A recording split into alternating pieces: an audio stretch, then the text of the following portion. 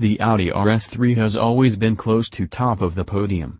If you want a quick, luxurious and secure all-weather machine that offers decent levels of practicality and reasonable running costs, it's hard to ignore Ingolstadt's junior performance car. And yet, we've always struggled to gel with the 5-cylinder pocket rocket. Partly because of its prodigious price tag, and partly because it places unflappable performance ahead of flamboyant fun. To spend time in, the interior is a triumph.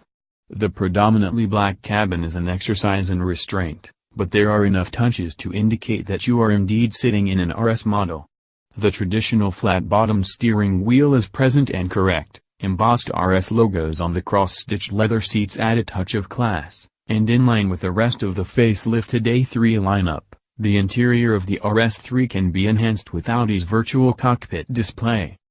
However, small details aside, there's only one feature in the cabin that truly matters, the bright red starter button. Thumb it and the 5-cylinder motor barks into life with an intensity that betrays its compact size. Driving around town, that iconic off-beat firing sequence sounds truly superb, although we were a touch surprised by a distinct lack of pops and crackles on the overrun. Perhaps Audi has grown tired of artificial sonic enhancements? Regardless, with 354 pounds-foot from 1,700 revolutions per minute, the RS3 is seriously quick off the line.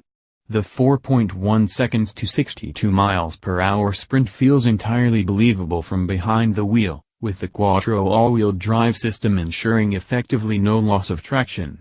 Combined with a quick-shifting dual-clutch transmission, in manual mode, there are very few road cars that are capable of delivering the same levels of effortless performance.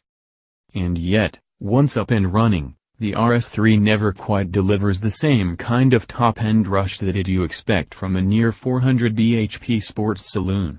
This is partly down to the engine's flat torque curve, but it is also hampered by a gearbox that feels rather hesitant when left to its own devices. It's a combination that is most noticeable on the exit of slower hairpin corners. When you expect to accelerate out on a wave of torque, you instead have to wait for the boost to build before you are able to drive cleanly off the corner. Ultimately, we'll have to get the car back in Blighty before we give our definitive verdict. The hot and dusty roads of Oman are not exactly comparable to the UK, although the low grip surface did give us a unique insight into the RS3's abilities up to and over the limit. Abilities that bring the RS3 closer to rivals such as the Volkswagen Golf R and BMW M140i.